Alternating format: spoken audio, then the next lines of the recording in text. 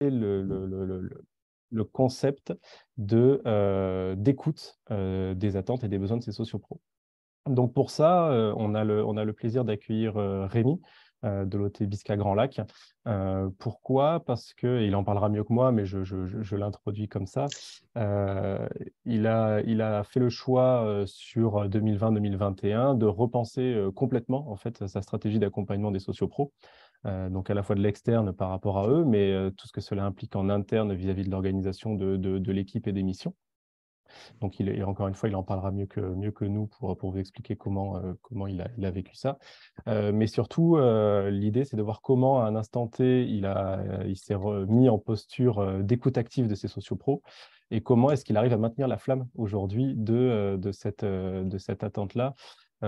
Hyper cruciale pour pouvoir définir les différentes actions et services qu'il propose à ses prestataires.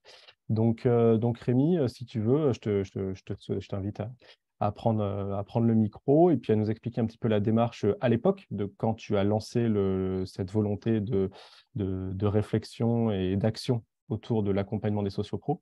Et aujourd'hui, où est-ce que tu en es, un an après, un an et demi après, comment tu fais pour maintenir un petit peu un niveau d'exigence sur l'écoute des sociopros et pas que ça reste un one-shot et que dans 10 ans ou dans 5 ans, tu te re-questionnes en mode « Ah bah zut, si j'avais su, j'aurais dû faire comme ça. » Voilà.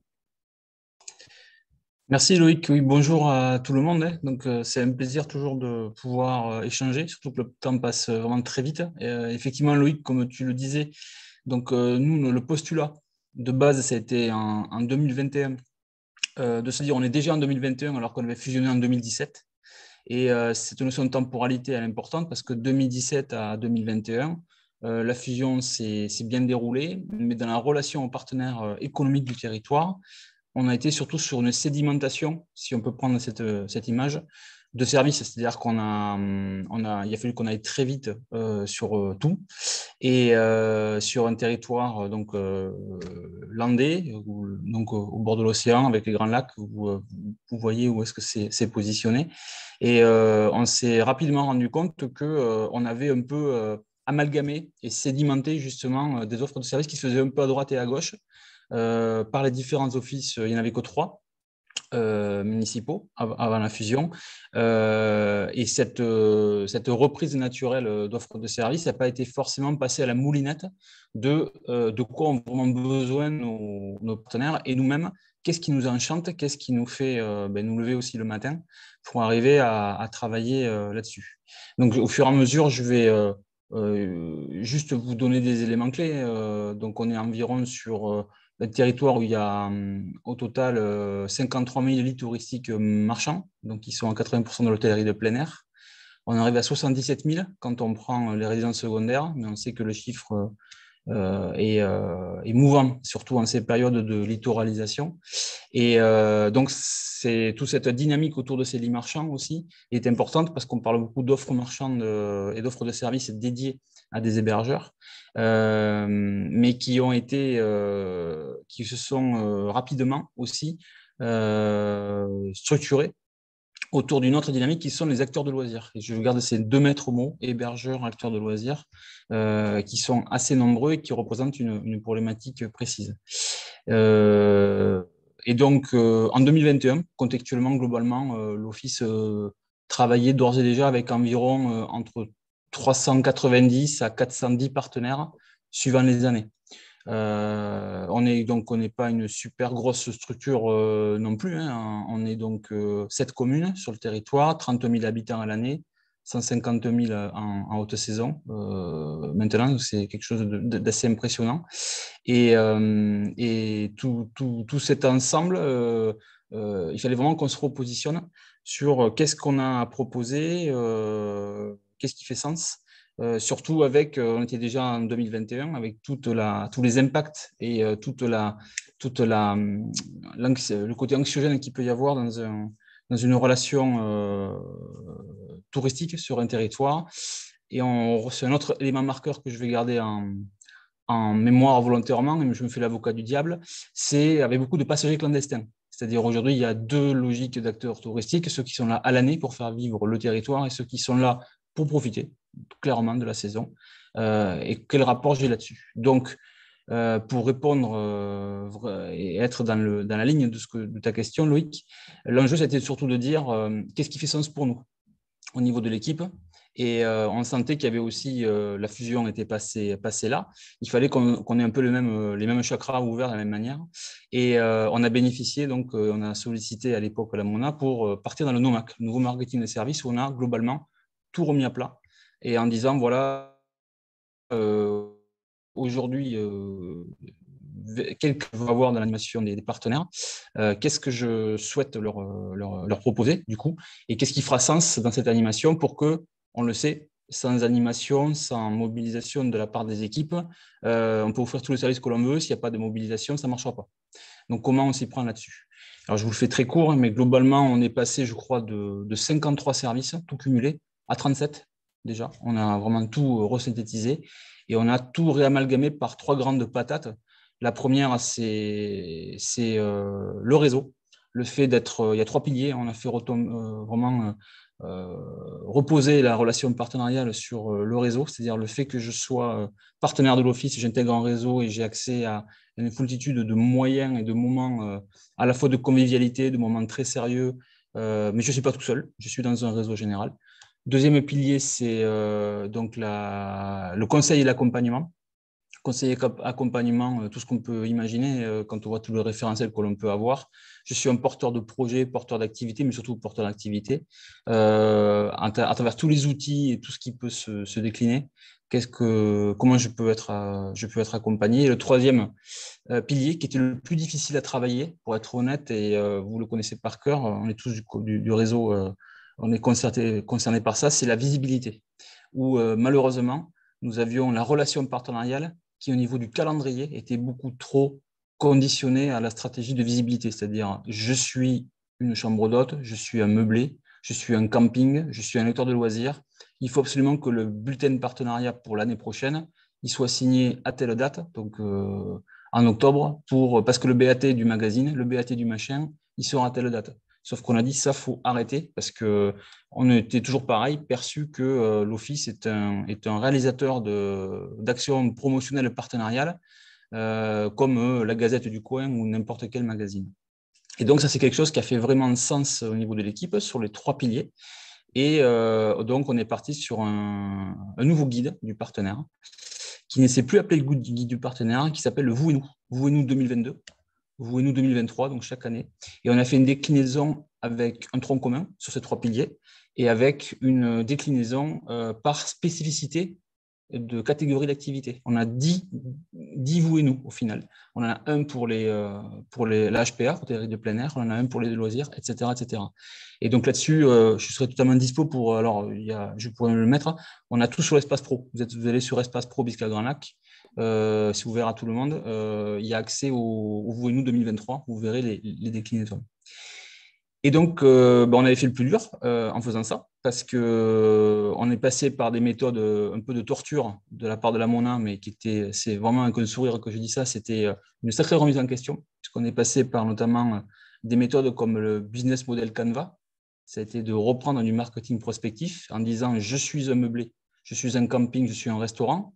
Potentiellement, de quoi j'ai besoin pour fonctionner, pour travailler, de quoi j'ai besoin, et comment, moi, Office, si je mets dans la tête, c'était des jeux de rôle, hein, dans la tête d'un de ces acteurs, qu'est-ce que je peux lui apporter?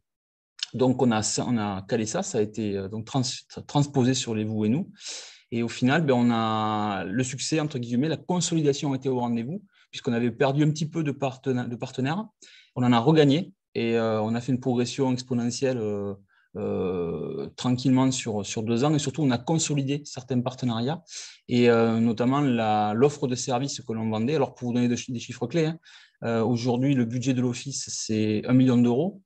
J'ai dessus 200 000 euros de fonds privés que je vais chercher chaque année, dont les partenariats. Je suis à 77 000 euros de partenariat adhésion, donc TTC, et environ, pareil, 75 000 euros de régie pub et de services vendus. Ça, c'est fiscalisé, c'est sur du hors taxe.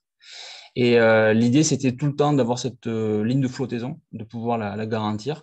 Et je dis, on s'est dit avec les collègues, quels que soient les services, il faut qu'on ait cet élément-là et pas être hors sol.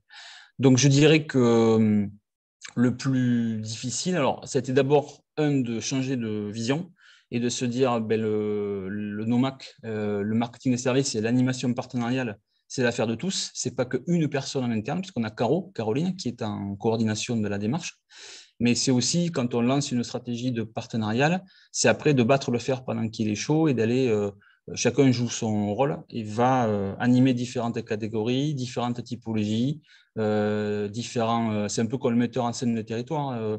Il y a le râleur, il y a le déjà acquis, il y a tout ça. C'est comment je fais pour m'organiser là-dessus. Donc, on a eu 2 ans, donc 2022, première année pleine de nouveaux fonctionnements. 2023, on est en plein dessus. Ça se passe bien. Et donc, pour finir sur cette introduction générale par rapport à ta question, Loïc, le plus dur, c'est comment est-ce qu'on fait pour rester en écoute active? C'est le plus difficile. C'est-à-dire qu'on a vendu justement le changement à tout le monde. Tous les partenaires sont contents, mais pour eux, ça paraît normal. C'est-à-dire que le changement devient la normalité. C'est de dire, OK, il y a des moments de convivialité, il va y avoir le bilan de saison, la rencontre du tourisme, il va y avoir d'autres événements que je pourrais vous donner en détail, que vous retrouvez sur les différents, vous et nous. Mais le plus difficile, c'est de rester en veille et de dire aujourd'hui, ce que j'ai fait il y a un peu plus d'1 an, est-ce que c'est toujours en phase avec ce qu'attendent les collègues, les partenaires? Comment je m'adapte à la situation? L'exemple de cette année, on en a parlé avec l'équipe hier. On a dans le portefeuille aussi des typologies de partenaires qui sont des toutes petites entreprises, qui sont des numéros SIRET auto-entrepreneurs, hein, et qui, ça paraît tout bête, mais au niveau du calendrier, là, en décembre 2022, vont devoir rembourser les premières mensualités de leurs prêts garantis par l'État suite au Covid. Et il y en a beaucoup, beaucoup, beaucoup, beaucoup. Je vous invite à regarder d'ailleurs dans vos partenariats comment ça va se passer. Et on sait d'ores et déjà qu'ils vont être en difficulté de trésorerie, et potentiellement, ils ne pourront pas venir avec nous bosser à la même hauteur que les années précédentes.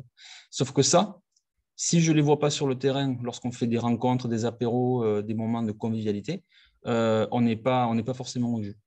Donc, comment est-ce qu'on fait pour un peu entretenir cette flamme et discuter? C'est en ayant des contacts personnalisés. Et l'idée, c'est toujours de prendre la température et notamment de faire des moments forts d'échange, de rencontres au réseau, et surtout passer par les têtes de réseau. C'est-à-dire qu'on est une association, l'Office de tourisme est un sous-statut associatif. Donc, on a 16 représentants sociaux pro, donc de représentants de filière. On essaie aussi de s'appuyer sur eux pour aller chercher, prendre la température, hein, et aller chercher les infos. Voilà une première introduction générale, un peu longue peut-être, mais nécessaire pour vous expliquer d'où on vient. Merci Rémi pour le cadrage. Donc, ce qui veut dire que concrètement, toi, de par ta posture de dirigeant de structure, tu as mené une forme de révolution, à la fois avec l'équipe et puis avec tes prestataires, tes parties prenantes. Est-ce que c'est acquis, au moins en interne, pour vous, que cette révolution, elle peut être en fait permanente?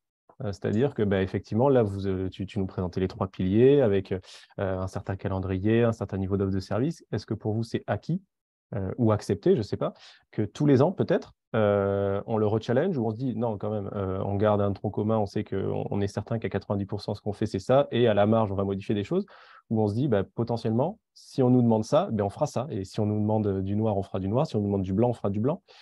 Comment vous mettez le curseur entre stabilité et le fait de se challenger en permanence?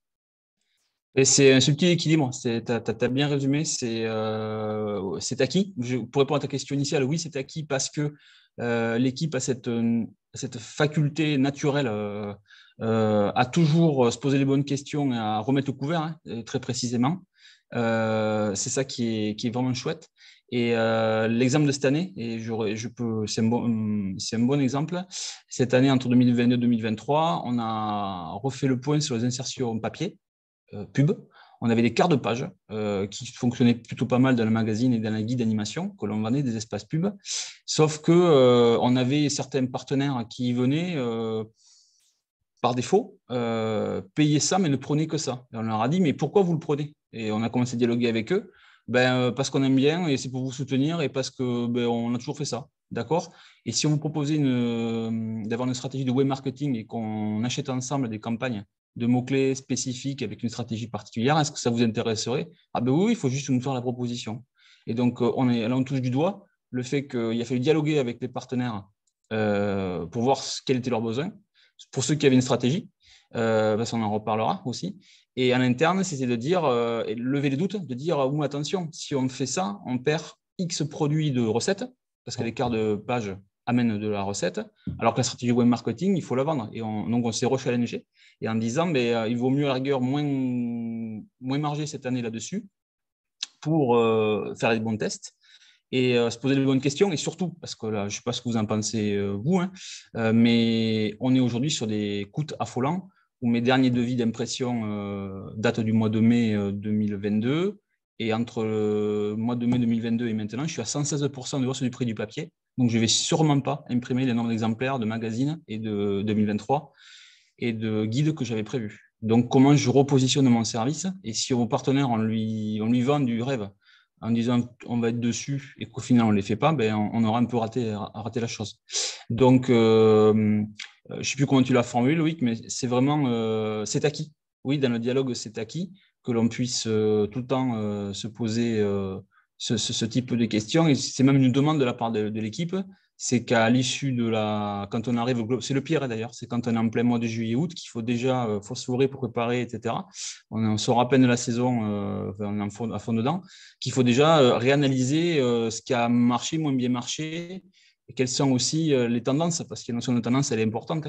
Les tendances du moment, je pense qu'on prend l'exemple de 2022, malheureusement, on a de plus en plus de partenaires qui sont plus intéressés parce qu'on pourra leur apporter en matière de sensibilisation à l'environnement, avec tous les incendies, la canicule, ce qu'on a pu avoir, et trouver des solutions pratiques, et une offre de service, on pourrait en parler, pour ne pas être hors sol. Donc, c'est un dialogue permanent là-dessus. Et comment tu l'organises ou tu tentes de l'organiser, ce challenge permanent, parce que à t'entendre, on a l'impression que ça repose beaucoup sur du savoir-être, dans la posture que toute l'équipe peut avoir avec les partenaires, les prestataires. Comment tu l'organises après en termes, je sais pas, d'outils ou de temporalité, à travers, je sais pas si c'est les réunions d'équipe, si c'est un outil commun, enfin voilà, comment est-ce que ça, tu en fais vraiment une matière d'aide à la décision, d'ailleurs, pour se dire, bon, ben voilà, sur telle offre de service, on réduit la voilure, on augmente, on crée. Enfin, voilà, c'est que si tu as pu le faire, je ne sais pas d'ailleurs, où est-ce que justement tout repose, le facteur clé de succès, c'est les relations interpersonnelles dans l'équipe sur le fait de faire remonter l'info, le partager collectivement et statuer. C'est ça, c'est les deux. C'est les réunions d'équipe où déjà on a une récurrence de réunions d'équipe comme toutes les équipes pour suivre les infos. Et on a parfois des temps thématiques justement où on va travailler, on fait un point à date. L'exemple là, on le fait, on en a parlé avant-hier, la semaine prochaine on fait un point à date justement sur où est-ce qu'on en est tout simplement. Et on a tout remis à plat à travers le NOMAC, ça paraît tout bête, il faut que les outils techniques suivent. Et on a mis un grand fichier partagé, suivi des partenaires. C'est un Google Doc tout simple en ligne où on a l'intégralité de l'offre de service et on recoupe à chaque fois de qui a pris quoi, pourquoi, par thématique, etc. Donc, c'est d'abord cet outil-là de suivi sur lequel on fait des retours et des points permanents. Et après, c'est tout le temps de la réunion interne et du dialogue en aller-retour avec certains partenaires ou certaines branches. Je prends l'exemple tout bête, on est en plein dessus, sur Bienvenue ici, par exemple, sur la solution d'e-learning alors, ce n'est pas que pour le saisonnier, puisqu'on est vraiment dans la professionnalisation des acteurs de la destination.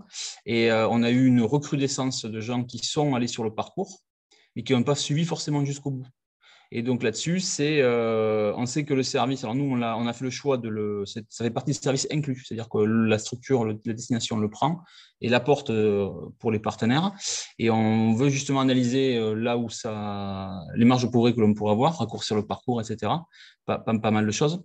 Et ça, c'est exactement une info que moi, je n'aurais pas eu si des collègues n'avaient pas fait le retour en réunion d'équipe et si on n'avait pas eu certaines têtes de réseau, un hôtel d'ailleurs, un hôtel et un camping, vers qui on a pris le temps de se retourner et d'aller, pour nous dire bon, comment vous avez vécu le service. On teste tous, on sait comment c'est. Cette année, on veut essayer ça, vous en pensez quoi? Exemple sur les restaurants, sur 2022-2023, on en a récupéré plus 20 ou 30% parce qu'on s'est engagé avec la SOR, qui est le délégataire du service de l'eau potable, à les équiper de carafes entièrement floquées aux couleurs de la destination, carafes en verre, pour arrêter le plastique. On est vraiment sur ce genre de choses. Mais là-dessus, on n'est pas parti à le faire sans eux. On leur a posé la question avant de lancer le service. Voilà. Donc, c'est tout le temps cet aller-retour permanent. C'est pas neutre en termes d'impact budgétaire, parce que l'exemple que tu décris là, quoi, par exemple. Enfin, déjà, ce que tu évoquais tout à l'heure sur le coût du papier, ça va peut-être accentuer le fait de devoir se forcer à réfléchir je ne vais pas dire le bien fondé, mais en tout cas la pertinence et le niveau jusqu'où on pousse le service. Mais là, l'exemple des carafes, hein, sans dire bon ou mauvais exemple, c'est pas ça la question, c'est l'impact que ça a pour toi sur le côté ligne budgétaire, quoi. Donc, c'est pas anodin. On sent qu'il y a un intérêt pour ce que tu évoquais tout à l'heure sur les moments de convivialité, hein, le côté effet réseau.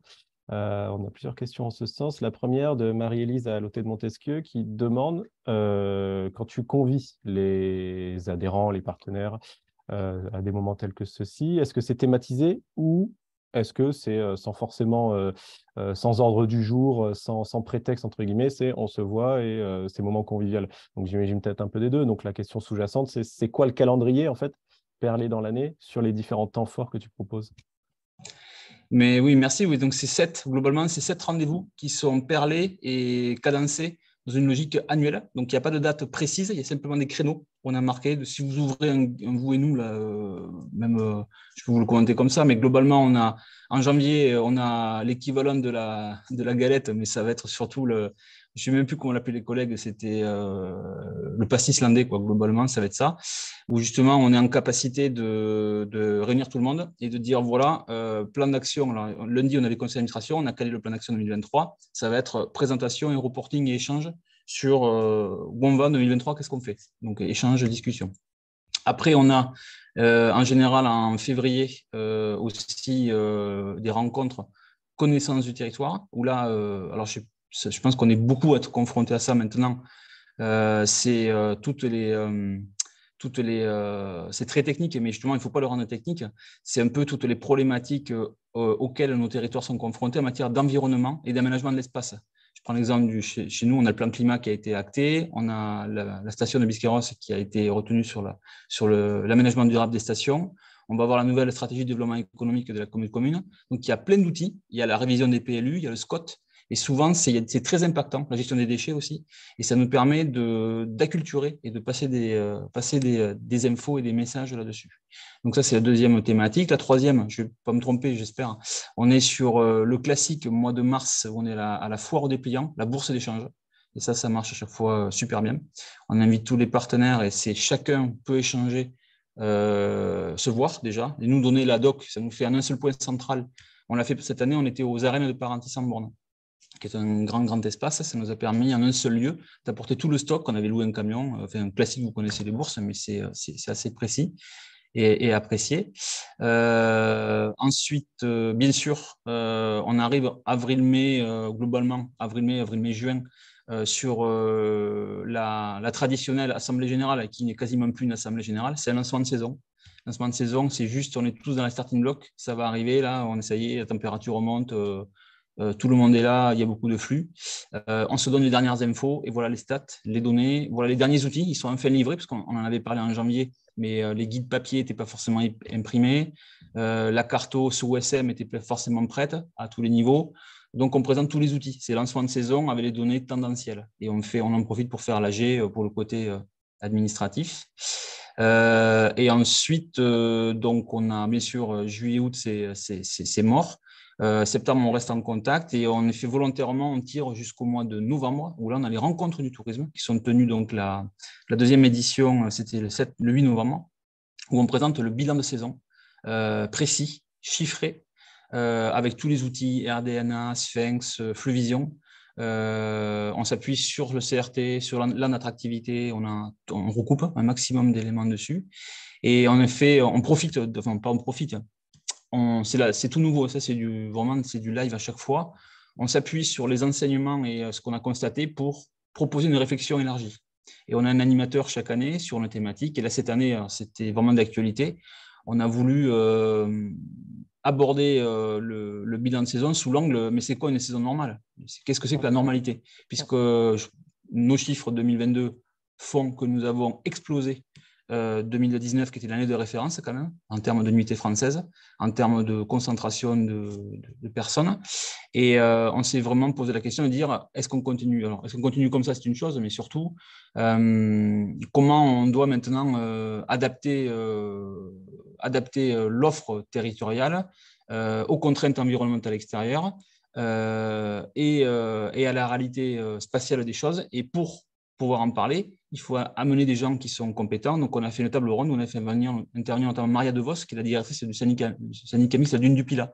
Dune du Pilat, vous savez ce qui s'est passé avec l'incendie cet été, fermé, etc., fait toute la forêt. Et ça a été une espèce de décristallisation où, depuis la saison, personne n'avait pu en parler. Et donc, on avait une centaine d'acteurs qui étaient dans la salle et qui ont pu échanger, entendre, dialoguer. Donc, il y a eu plusieurs témoignages.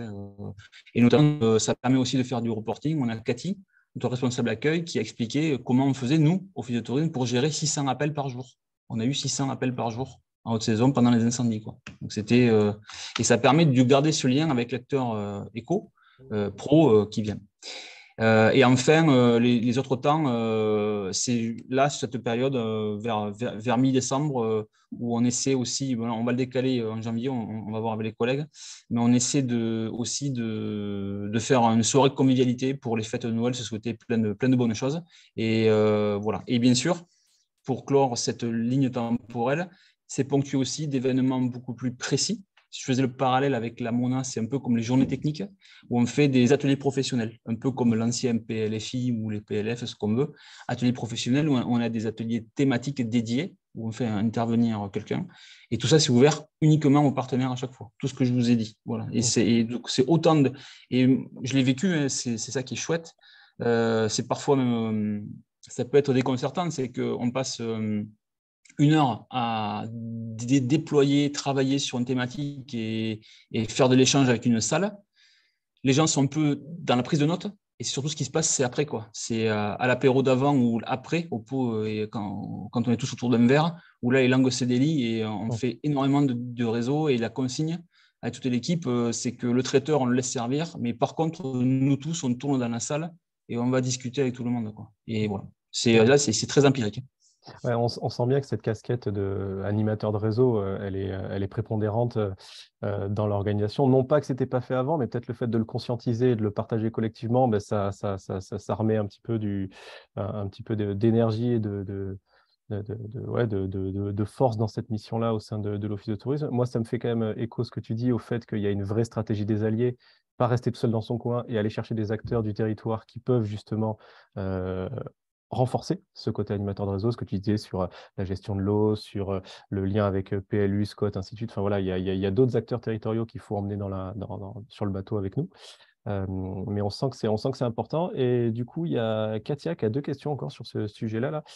D'abord, sur la prise en charge, on va dire, le fait que toi, tu l'ouvres uniquement à tes partenaires, à ceux qui rentrent dans la dynamique. Comment est-ce que tu le gères du point de vue financier? Est-ce que c'est gratuit pour eux en termes de participation ou pas? Et la deuxième question, c'est plus sur le côté très organisationnel. Comment vous l'organisez du point de vue, on va dire, de la GRC? C'est de l'emailing, c'est du texto, c'est une newsletter que vous faites avec eux. C'est un peu tout ça, mais du coup, il faut l'organiser. Donc voilà, deux questions en une. Oui, tout à fait. Donc oui, alors c'est effectivement ouvert qu'aux partenaires. Et oui, on autofinance tout. C'est-à-dire que parce que je suis partenaire, c'est gratuit pour moi. Ça fait partie de l'offre du service. C'est le premier pilier, c'est le réseau. C'est-à-dire parce que je suis partenaire, j'ai reçu une invitation, je peux y aller et je ne paye rien. Et je peux aller à toutes les rencontres comme je peux avec une seule. C'est ouvert, en tout cas, à ces personnes-là. Et donc, en GRC, comment c'est géré? C'est du mail personnalisé, c'est de l'envoi tour and soft. On a un fichier avec les partenaires précis. Donc, on y bosse, on s'assure que le fichier est quali à chaque fois. On fait attention, bien sûr, au RGPD, parce que partenaire, etc. Et on le couple, et c'était notamment un des outils qui avait été demandé par les partenaires lorsqu'on a refondu les services. On fait une newsletter professionnelle qu'on appelle la Good News. Et notamment, là, la dernière est partie là, début décembre. Et on a d'ores et déjà annoncé pour le premier trimestre 2023 les temps forts à ne pas oublier, qui se le mettent en save the date dans leurs agendas. Et après, par contre, on n'est pas dans un monde des bisounours, rien n'est parfait parce que les mails, il y en a qui sont spammés, les gens ne lisent pas leur truc, ils ne savent plus, ils t'appellent, ah ben j'ai pas reçu le truc, enfin, toujours classique. Donc là, c'est... après, c'est aussi pas hésiter à faire des rappels, des relances. Mais là, l'équipe est totalement autonome. Alors, on n'a pas de réseau, par contre, type Facebook ou autre pro. Hein. On est vraiment sur le contact de gré à gré, je dirais, par mail, Ok. par l'adresse email. Et après, on renvoie sur l'espace pro dans le meilleur possible. D'ailleurs, l'espace pro, j'en profite aussi pour vous apporter ce témoignage. C'est plutôt encourageant. On s'était rendu compte aussi qu'il y avait pour la notion d'accès aux ressources et réseau et conseil et accompagnement, on s'est rendu compte que beaucoup de personnes étaient en attente de contenu. Et on s'est dit comment on va faire? Est-ce qu'on ne va pas créer un précédent si on le fait? On avait l'espace pro, donc je vous invite à aller dessus. Et l'espace pro, désormais, est accessible avec un mot de passe pour les partenaires, les fameux partenaires qui reçoivent ça. Et ceux qui ont ce mot de passe peuvent aller chercher du contenu encore plus abouti en matière de contenu photo, contenu vidéo, observatoire. C'est-à-dire que si toi, Loïc, tu te connectes alors que tu n'es pas partenaire, tu auras le bilan de saison classique. Par contre, si tu es partenaire, tu vas avoir les rendus complets de Fleuvision, d'RDNA, tout ce qu'on a le droit de communiquer, bien sûr. Et pareil pour la photo vidéo, ce sont des éléments libres de droit qu'on a achetés. Et parce qu'on est partenaire, il y a des règles, bien sûr, de copyright à mentionner, qui sont à respecter. Et ça a plutôt pas mal fonctionné. Rien que le fait d'en parler, il y a des gens qui sont venus. Et ça, du coup, c'est un développement supplémentaire que tu as fait sur ton site actuel ou il a fallu que ça n'a pas été hyper compliqué dans la mise en œuvre de Non, ce pas trop type dur, simplement d'espace? Ouais. un mot de passe à mettre en place et après une administration dans le back-office, une veille et d'où le dialogue avec tous les collègues en interne Ouais. en disant, mais par exemple, était Loïc qui est meublé de tourisme à Lu, je dis n'importe quoi, vient de faire son entrée, il est partenaire, ok, je me charge de l'inscrire dans la base de données, qu'ils reçoivent l'info, il faut faire ça pour lui. Par contre, il n'a pas eu le mot de passe, il faut lui envoyer. Et comme je le redis, bien sûr, ce n'est pas parfait, hein, il y aura forcément des plantages. Voilà. Et du coup, un besoin de l'alimenter, peut-être maintenant aussi de le faire vivre, quoi, cet espace pro, et régulièrement d'ajouter du contenu, des choses comme ça. C'est ça, au fur et à mesure, et faire aussi une veille. Et puis, c'est que, du coup, pour le coup, c'est que la deuxième année, entre Ouais, guillemets. ouais, bien sûr, il faut se laisser le temps. Ouais. Ok. Avant d'ouvrir le débat, moi j'avais juste une petite question par rapport à ce que tu disais, parce qu'on sent bien que du coup c'est des charges en termes de finances et de temps passé sur cette animation-là. Est-ce que tu peux nous partager un petit peu ce que ça te coûte, entre guillemets, d'être animateur de réseau, tout mis bout à bout entre les moments de convivialité, voilà, tout ce qui peut, toi tu l'évoquais tout à l'heure, les carafes en termes d'offre de service, mais est-ce que tu peux nous partager à la louche un petit peu ce que ça représente en termes de charges financières, budgétaires pour toi? Oui, bien sûr. Un frais, alors je sais en grande masse, et aussi je pourrais préciser s'ils n'hésitaient pas à revenir vers moi. Mais globalement, les temps forts rencontres au réseau, sur l'année, ça va me coûter 2500 euros hors taxe à peu près. Que ce soit location de salle, les petits-déj, les produits locaux, vraiment. Donc on y tient à chaque fois tout ce qui est économie circulaire. Ça, c'est sur le technique. Et après, c'est la valorisation RH, du temps dédié. Donc c'est 100% du temps de travail de Caroline, un petit peu de temps de travail des collègues qui, après, dans leur propre analytique, le mentionnent. Mais du coup, ça s'est totalement impacté sur le budget coordination de métier et coordination de l'Office au niveau de ma collectivité tutelle. C'est dans la subvention générale et dans tout ce que je propose. Et avec le retour sur investissement, entre guillemets, que je peux avoir du partenaire, ça aussi, c'est un enjeu. C'est aussi je crois beaucoup, c'est un avis personnel. Hein. Les techniques, c'est même une conviction. Je crois beaucoup aussi à l'équilibre des forces et qu'on est plus fort à plusieurs sur un territoire. Et on va avoir, mettons, des typologies. On va avoir des tout petits acteurs touristiques qui n'ont pas forcément de gros budget. Hein. Je vous parlais de la TPE, du TPE, toute petite entreprise, qui n'a pas une grosse trésorerie. Et parfois, l'offre de service, il voudrait monter un peu plus haut. Donc, on essaie de trouver des deals aussi. Parfois, la personne ne peut pas tout payer, donc on lui propose des apports différents ou en matière de valorisation. Et en face, on va avoir les grosses Rolls-Royce ou les grosses entreprises du territoire. Je prends l'exemple d'une grande surface avec qui je travaille. Chaque fois que je vais le voir pour le rendez-vous, je prends mon compte client chez lui, combien j'ai laissé sur l'année complète. Et quand je vais le voir, ça se passe très bien, je lui dis, il est hors de question que je reporte du rendez-vous, c'est que tu ne m'aies pas apporté l'équivalence, à minima. Ok. Et du coup, sa contribution qui est pas forcément, il n'a pas forcément les besoins des services, mais par contre, il va venir jouer le côté solidaire et soutien parce que ça permet de développer d'autres services. L'exemple des carafes d'eau, hein, s'il n'avait pas été là, lui ou un autre, il y a des actions que je n'aurais pas pu mettre en place. Ça vient consolider mon plan de financement. Et ça, c'est important aussi de jouer dans le jeu des acteurs, de repérer où sont ces pépites, où sont ces gros portefeuilles. Exemple, dans le NOMAC, c'est des rendez-vous. On est à un ou deux qu'on se garde nous-mêmes. Il y a toujours pareil, hein, malheureusement, il faut toujours un gentil et un méchant dans l'histoire. Tous les méchants, c'est moi qui vais les voir. Voilà, c'est toujours, c'est comme ça. Mais Good cop, bad cop. c'est ça. Mais c'est Ok.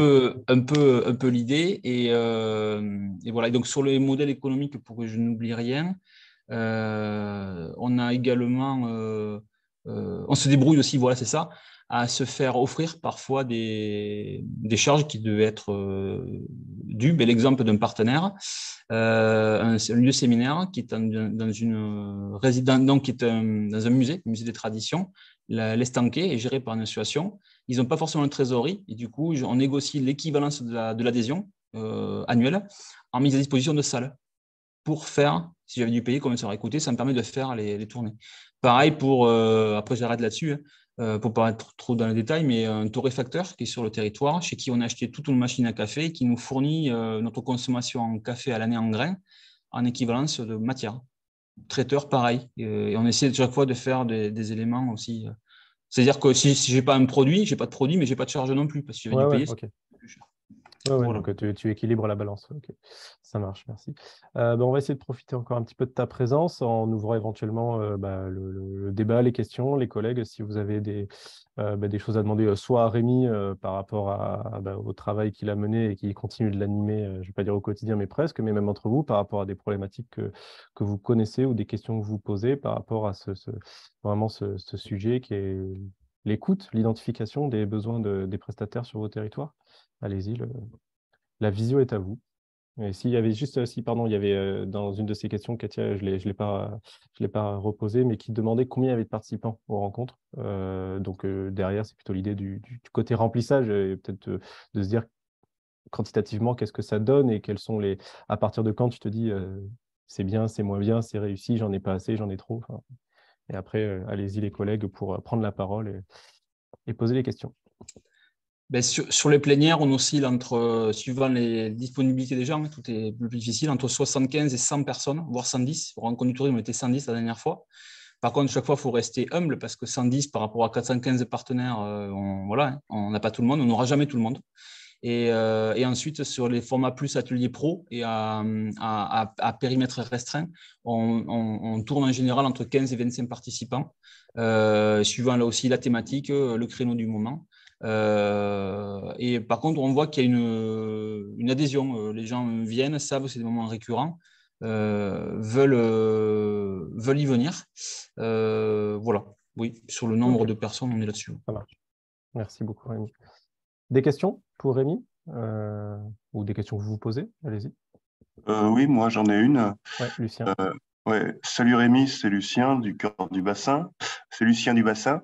J'aimerais bien jeter un coup d'œil sur ton tableau de suivi de partenaires, celui où vous partagez justement celui qui est commun à tous, enfin. Ça me ferait plaisir de le voir. Ouais, avec plaisir, Lucien. Comme en plus, c'est chouette parce qu'on avait travaillé en réseau parce que Ouais. Cœur de Bassin avait fait du NOMAC aussi. On a fait une demi-journée d'échange avec Cœur de Bassin justement sur les services rendus, etc. Et ce que je te propose, je pourrais te le partager, mais par contre, il faudra que je l'anonyme parce que sur le nom des structures, mais Ah c'est oui. plutôt la typologie, tu vois. Parce que Oui. RGPD oblige et même c'est un fichier, globalement, c'est presque un fichier, c'est un fichier client, quoi, à part entière. Ah oui, Mais je du coup, il y comprends. aura la typologie du camping 1, camping 2, camping 3, tu vois, ça sera. Il Oui, faut un qu'on peu. regarde, mais je pourrais te le partager en Google Doc avec grand plaisir. Ouais. Voilà, Merci. avec plaisir. Merci à toi, Lucien. D'autres questions? Réflexion? Merci Rémi pour cette présentation, c'est super intéressant. Après nous, on se rend compte aussi que, bon, moi j'ai moins de partenaires forcément que toi. J'en ai 280 et j'en ai 140 qui sont hors zone. Donc on va dire que vraiment les partenaires locaux Seignocé. Ça représente à peu près 140 personnes. Mais on est quasiment obligé maintenant, systématiquement, d'aller les voir chez eux. On se rend compte qu'il y a une espèce de désaffection pour tout ce qui est grand rassemblement. Bon, même si on arrive à maintenir l'Assemblée générale à peu près à 60-70 personnes, ce qui est en soi pas mal en taux de pénétration, mais parce qu'ils aiment bien ça, hein, ils aiment bien ce rendez-vous. On se rend compte de ça, que d'aller les voir en coaching individuel, quel que soit le prétexte, pour un prétexte ou un autre, ça marche beaucoup mieux. Et on voit que la fidélisation s'améliore au fur et à mesure qu'on va les voir chez eux. Voilà. Donc ça, c'est extrêmement chronophage. Ça implique de l'équipe aussi de sortir du bureau et ce n'est pas forcément très naturel pour certains, mais moi, je les oblige. Et on voit que c'est beaucoup plus efficace sur le passage des messages et mieux les connaître. Voilà. Trouver toujours un prétexte, que ce soit le renouvellement de cotises, que ce soit la régie pub, que ce soit un atelier pro, que ce soit, enfin voilà, pour aller chez eux carrément, quoi. Voilà. Donc ça, c'est beaucoup plus efficace. Mais c'est chronophage. C'est ça, c'est chronophage et c'est le plus difficile, c'est de se dire, c'est se dégager du temps et le prévoir, l'anticiper. C'est vraiment le plus particulier, et surtout quand on est sur, à mon sens, des territoires où jusqu'à présent, et c'est faire offense à personne, ça tombait un peu naturellement et dru, quoi. C'est-à-dire, nous, les campings n'ont pas besoin de nous. Demain, l'office n'existerait pas, c'est pas grave. Les 85% d'hôtellerie de plein air et surtout le taux d'occupation qui est le leur, il se ferait quand même. Et c'est les inciter à avoir le réflexe de s'ouvrir aux autres et de venir. Et je te reviens totalement, Joël, c'est que si on ne discute pas avec eux, qu'on ne va pas les voir, qu'on n'incite pas à avoir le réflexe, on va les titiller, on ne les aurait pas. Alors que territoires ruraux que j'ai pu connaître avant, par exemple, c'était le contraire. Naturellement, les gens te sollicitaient naturellement. Et oui, parce qu'ils avaient plus besoin. Ouais. Et après, sur les rendez-vous conviviaux, qui sont aussi des bons moyens d'échanger avec eux et de cerner leurs attentes, surtout. Nous, avant le Covid, on faisait l'Assemblée générale, tout ça, les ateliers pro, etc. Et on faisait un apéro de fin de saison. Et l'apéro de fin de saison, ils adoraient ça, quoi. Vraiment. Donc, c'était le rendez-vous que tout le monde attendait. On changeait d'endroit à chaque fois, ce qui leur permettait de connaître des structures. Je m'obligeais à changer d'endroit à chaque fois, d'être accueillie donc par un autre partenaire. Et ça marchait super bien. Mais c'était en mode informel. Il n'y avait pas de discours, il n'y avait pas de discours du maire. Il y avait juste un petit mot d'accueil. Voilà, on est là, on prend plaisir à vous recevoir. Vous avez eu une saison difficile, allez, on se détend un peu. Et après, voilà, c'était juste ça. Et ça, c'était un rendez-vous vraiment qu'ils adoraient, quoi. Donc, on ne l'a pas refait, mais je pense qu'à partir de 2023, on va le refaire. Ouais, c'était important. On est vraiment, merci Joël pour le retour d'expérience, on est vraiment sur une notion d'investissement, vous disiez chronophage, qui fait un petit peu péjoratif. Donc, moi, j'ai en tête cette notion d'investissement, en fait, d'accepter de prendre du temps, même si le temps, c'est de l'argent, notamment le temps de travail des équipes, bien évidemment. Mais donc, d'où cette posture, cette conduite du changement un petit peu à avoir dans le fait d'être proactif dans la démarche, dans le fait d'aller les voir chez eux, ouais, c'est hyper important. Justement, il y a une réaction d'Aurélie à Arès sur comment on le transforme côté outils en termes de planning de visite pour savoir, lui, il faut aller le voir. Est-ce qu'on peut tenir la promesse d'aller voir tout le monde? Si on a 300, 400, 600 partenaires, est-ce qu'on peut tenir la promesse d'aller voir tout le monde au moins une fois par an? Ou est-ce qu'il faut faire des choix? C'est la fin de sa question. Comment est-ce qu'on choisit qui c'est qu'on va voir finalement? C'est pour Rémi, c'est pour tout le monde, hein, la question. Bon, ouais, moi, ça me parle, c'est empirique, c'est vraiment intéressant. On fait un point, d'où l'intérêt des points hebdomadaires, où on voit, voilà, là, il y a 20 personnes, il y a 20 partenaires pour lesquels on n'a pas eu de retour aujourd'hui sur la campagne 2023. Donc, on va se dire qui va le voir et quand. Donc, on se met d'accord là-dessus. Et sur quel angle d'approche aussi. Et après, surtout, moi, c'est ce que on a constaté, il faut le faire vraiment au feeling et il n'y a pas eu de méthode initiale pour dire qui va voir qui. Ça a été vraiment comment je le sens et au feeling. Notamment, ça a été Claude qui a dit moi, je vais m'occuper des ateliers. Je fais les 17 ateliers, c'est moi, je m'en occupe. D'accord. Telle temporalité. Charlène, sur les chambres d'hôtes, elle va les faire.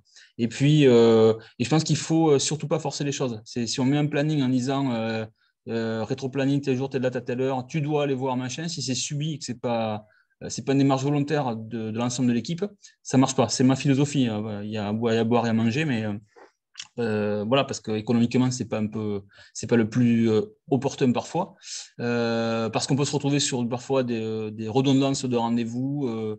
On a perdu beaucoup d'énergie pour pas grand-chose, mais voilà, c'est une question d'équilibre. Okay, merci. Nous, on le fait par affinité de portefeuille client. C'est-à-dire que chacun a son portefeuille client qu'il a choisi. Donc, il a plus d'affinité avec ce type de public que d'autres. Et moi, je leur impose de faire une visite de leur portefeuille client au moins tous les 2 ans. Une fois tous les 2 ans, ils sont obligés d'aller physiquement les voir. Ok. Et on y arrive. Ok.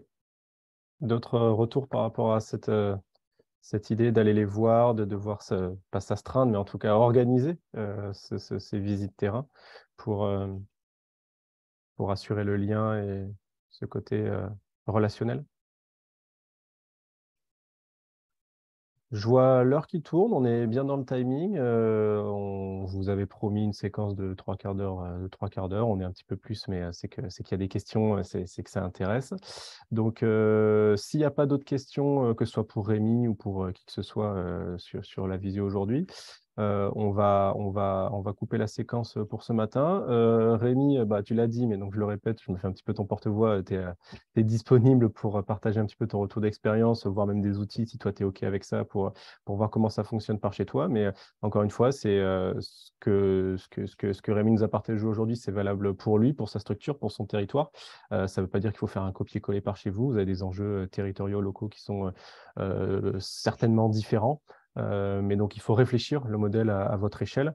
Et donc, ce qu'on vous invite avec Camille en tant que Mona, c'est en tout cas d'être dans cette posture de réflexion par rapport au schéma et à la stratégie que vous menez en lien avec vos sociopros là-dessus. Et bien évidemment, ça démarre avec l'écoute des besoins des sociopros. Et pas que l'écoute, il y a aussi le fait de se faire confiance en tant que structure, en tant qu'office de tourisme. Pourquoi pas aussi être dans la surprise, dans le fait de porter des nouveautés, même s'ils n'ont pas exprimé certaines choses en termes de besoins, de services, d'attente. N'hésitez pas à être force de proposition, à leur proposer des choses et de vous donner le temps sur un cycle de 2 ans, 3 ans, voir si ça prend pas, ça marche pas. On a le droit de se planter aussi. Mais il faut essayer des choses, sinon certainement qu'on perdra le lien avec eux au bout d'un certain temps. Donc, profitons de la période d'incertitude pour leur amener des nouveautés, des nouvelles choses, des nouveaux services, des nouvelles manières de communiquer et voir comment ça prend avec eux.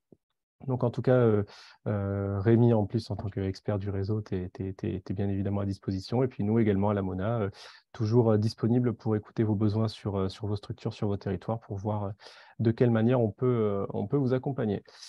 Si jamais vous êtes arrivé en cours de route, comme je le disais en démarrage, la séquence a été enregistrée, et puis donc elle sera mise en disponibilité très prochainement pour que vous puissiez à nouveau écouter tous ces échanges. Je me joins à Camille pour vous remercier de votre disponibilité, vous souhaiter de bonnes fêtes et vous dire à très bientôt.